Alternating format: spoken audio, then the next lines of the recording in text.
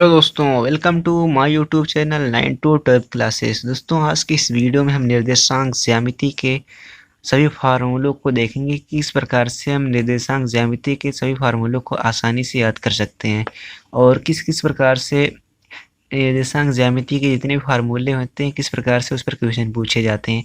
इस वीडियो में वो सब चीज़ें हम देखने वाले हैं ना। तो अभी तक आपने हमारे चैनल 9 टू 12 क्लासेस को सब्सक्राइब नहीं किया है तो सब्सक्राइब कर लीजिए। तो देखते हैं कि क्या है हमारा निर्देशांक ज्यामिति के सभी फार्मूले क्या हैं। तो देखो, हमारा फर्स्ट फार्मूला क्या है इसमें कि दो बिंदुओं ए x1 y1 और दूसरा b x2 y2 के बीच की दूरी। पहला मतलब दो बिंदुओं के बीच की दूरी का सूत्र वाला फार्मूला। तो हमने यहाँ पे क्या लिखा है, दूरी यानी कि d बराबर डिस्टेंट, d मतलब डिस्टेंस, d बराबर अंडर रूट में x2 माइनस x1 का whole square plus y2 minus y1 का होल स्क्वायर। तो अब इसको याद कैसे करेंगे, तो इसको याद करना कुछ नहीं है। देखो, यहाँ पे x1 है, ये y1 है, यहाँ पे x2 है, y2 है।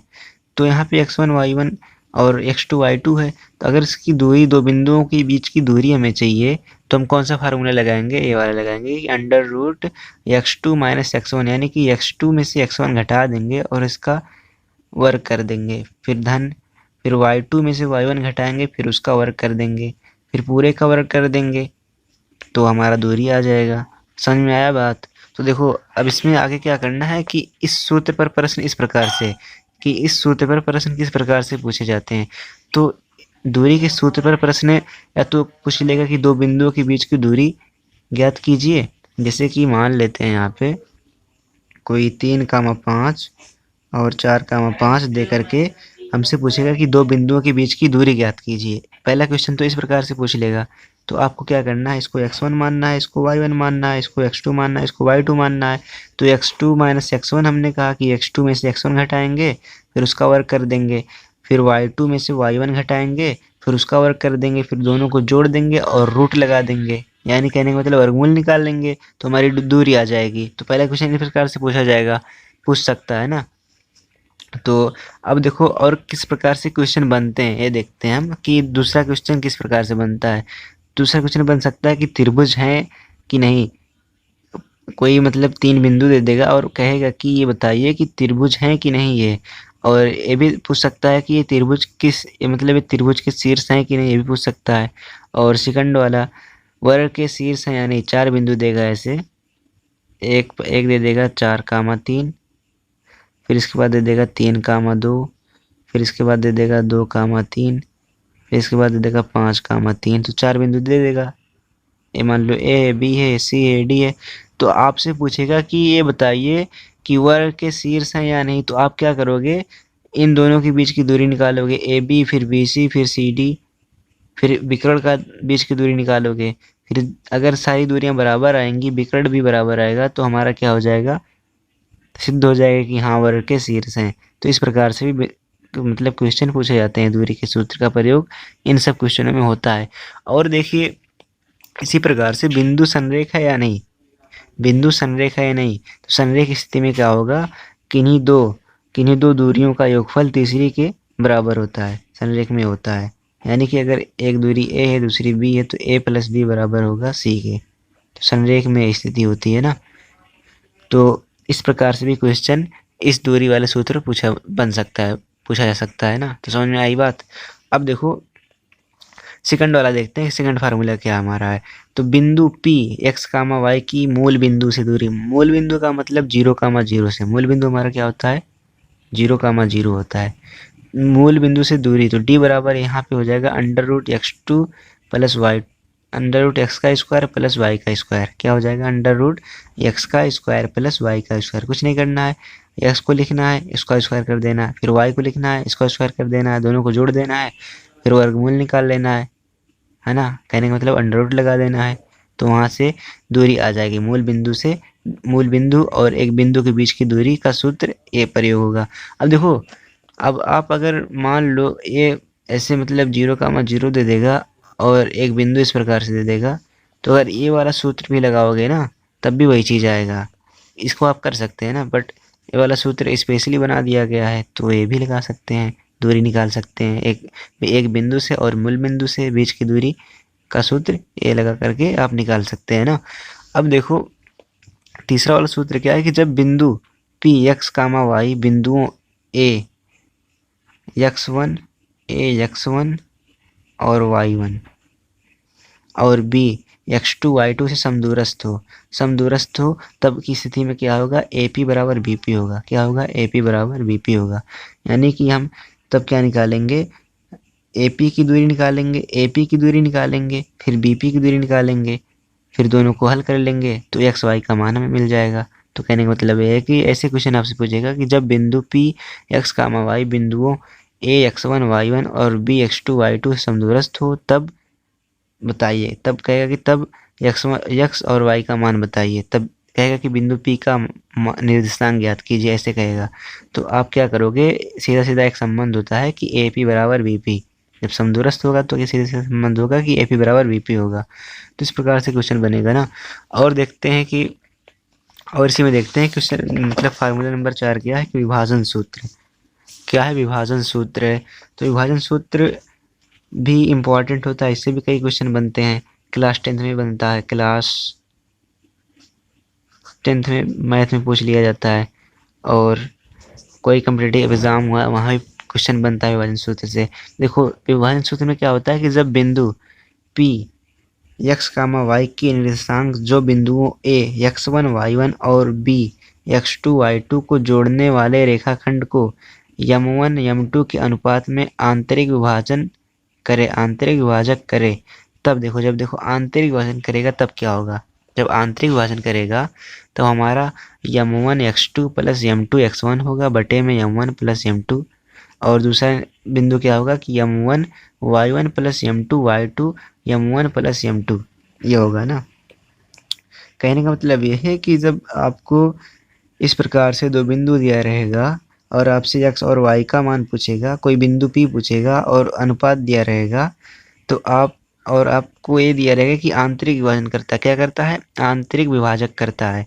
तब आप कौन सा सूत्र लगाएंगे, m1 x2 plus m2 x1। यानी कि m1 यहाँ से लेंगे, फिर x2 यहाँ से लेंगे, और फिर m2 यहाँ से लेंगे, x1 यहाँ से लेंगे, बटे में m1 प्लस m2 कर देंगे। फिर m1 y1 plus m2 y2 m1 plus m2। कुछ करना नहीं है, m1 x2 plus m2 x1 m1 y1 plus m2 y2 बटे m1 प्लस m2। अब देखो जब बाह्य विभाजन करेगा, जब बाह्य विभाजन करे तो प्लस की जगह पे माइनस हो जाएगा। यहाँ पे जो हर जगह प्लस है, वहाँ पे क्या हो जाएगा, माइनस हो जाएगा। बस आपको याद रखना है। तो यहाँ से देखो क्वेश्चन कैसे बनता है। क्वेश्चन यहाँ से ऐसे बनता है कि आपको कोई दो बिंदु दे देगा, ऐसे 2,4 और 3,4 और एक अनुपात दे देगा कि 1:2 में विभाजित करता है, आंतरिक विभाजित करता है। तो आंतरिक के लिए ये सूत्र लगाएंगे तो आपको निर्देशांक मिल जाएगा। P का मान यहाँ पे जो दिया है P x ऑफ y मिल जाएगा, P x ऑफ y मिल जाएगा।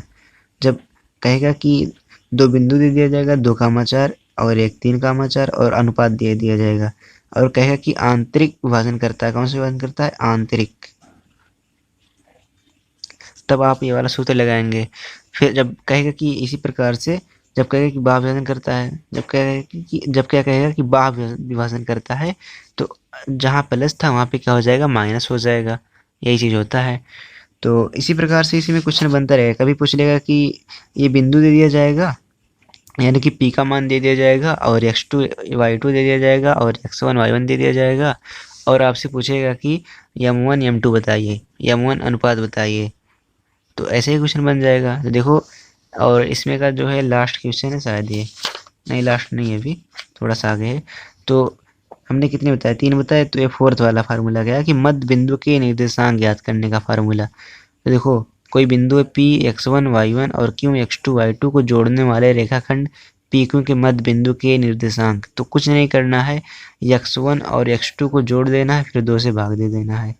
फिर y1 और y2 को जोड़ देना, फिर क्या करना है, 2 से भाग दे देना है। समझ में आया। क्या करना है कि मध्य बिंदु के जब निर्देशांक ज्ञात करना है, दो बिंदुओं के बीच मध्य बिंदु का निर्देशांक ज्ञात करना है तो आप क्या करेंगे कि x1 और x2 को जोड़ देंगे, फिर 2 से भाग दे देंगे, फिर y1 प्लस y2 को जोड़ देंगे, फिर 2 से भाग दे देंगे, तो आपका मध्य बिंदु का निर्देशांक आ जाएगा।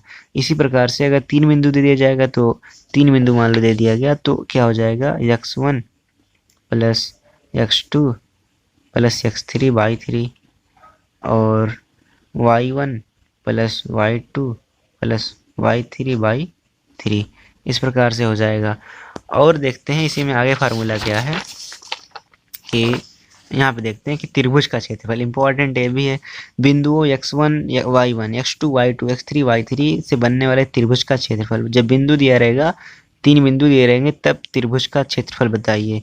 तो देखो इसमें क्या होगा, त्रिभुज का क्षेत्रफल 1/2 x1 y2 minus y3 plus x2 y3 minus y1 plus x3 y1 minus y2, फिर ब्रैकेट लग जाएगा बड़ा वाला। अब देखो ये कैसे याद करेंगे, याद करना कैसे है, तो अगर आप सारणिक पढ़े होंगे ना, सारणिक मतलब कक्षा 12 में अगर आप x1 x2 x3 y1 y2 y3 1 2 1 ऐसे ना, तो अगर आप इस सारणिक पढ़ेंगे ना तो आपको अच्छे से मालूम होगा कि अगर इस पंक्ति के प्रति इसको हल करेंगे, इसको लेकर के हल करेंगे तो x1 बराबर क्या आएगा, इसका गुणा करेंगे तो y2 माइनस y3। कहने का मतलब अगर इस पंक्ति को लेकर के हल कर रहे हैं तो यानी कि अगर ये तो ये हमारा बच जाएगा तो y2 माइनस y3 इस प्रकार से आएगा। यानी कि सारणिक को अगर लेकर के आप हल करेंगे तो यही चीज़ आएगा। फिर x2 लेंगे तो हमारा क्या आएगा, x2 के लिए देखो ये कॉलम बंद हो जाएगा और ये कॉलम बंद हो जाएगा, तो y3 माइनस y1 क्या आएगा, y3 माइनस y1 आएगा, है ना। और इसी प्रकार से देखो plus x3 y1 minus y2 आएगा। देखो x3 ये वाला जब लेंगे तो ये वाला बंद हो जाएगा और ये वाला बंद हो जाएगा, तो ये इतना बचेगा y1 माइनस y2, y का इससे गुणा करेंगे घटा देंगे। तो ऐसे भी अगर जो बंदा सारणिक पढ़ा होगा उसको ये चीज़ आती होगी ना, तो ऐसे 1/2 लिख दो, बस हल हो गया। और अगर इसको याद करना है तो आप ऐसे याद कर सकते हैं, x1 वाला जो पद होगा वो बाहर होगा, x1 x2 x3 बाहर होगा, फिर y2 माइनस y3 होगा, फिर प्लस होगा, फिर y3 माइनस y1 होगा, फिर प्लस होगा, y1 माइनस y2 होगा। तो इस प्रकार से त्रिभुज का क्षेत्रफल वाला फार्मूला लगा करके हम ज्ञात कर सकते हैं। और इसी में एक क्वेश्चन बन सकता है कि जब पूछेगा, कहेगा कि जब त्रिभुज संरेख की स्थिति में हो, जब त्रिभुज संरेख की स्थिति में हो और आपको मतलब क्या दे देगा मालूम है, 3 बिंदु दे देगा और कहेगा कि त्रिभुज संरेख है। 3 बिंदु दे देगा और कहेगा त्रिभुज संरेख है और कोई एक बिंदु का मान पूछ लेगा, जैसे कि मान लो कि 1,5 दे दिया और 4,5 दे दिया और 3,5 और कहेगा कि ये जो बिंदु हैं वो संरेख हो रहे हैं, तो त्रिभुज के क्षेत्रफल लगाएंगे और बराबर कर देंगे 0 के। मतलब कहने का मतलब संरेख की स्थिति में त्रिभुज का जो क्षेत्रफल होता है वो 0 के बराबर हो जाता है ना। क्या हो जाता है, 0 के बराबर होता है। यानी कि अगर यहाँ पे त्रिभुज का क्षेत्रफल लिखा है वहाँ पे क्या लिख देंगे 0, बाकी चीज़ें वैसे रहेंगी। समझ में आया कि नहीं बात, तो ये होता है। तो आई होप, हमें आशा करते हैं कि आपको वीडियो अच्छी लगी होगी, और कोई भी डाउट है तो आप कमेंट बॉक्स में कमेंट कीजिए और तो बताएंगे कि जो डाउट होगा उसको हम आंसर देंगे। अगर ये वीडियो आपको अच्छी लगी तो वीडियो क्या करना, लाइक करना है और चैनल को क्या करना है, सब्सक्राइब करना है। तो मिलते हैं आपसे अगली वीडियो में, बाय बाय, टेक केयर।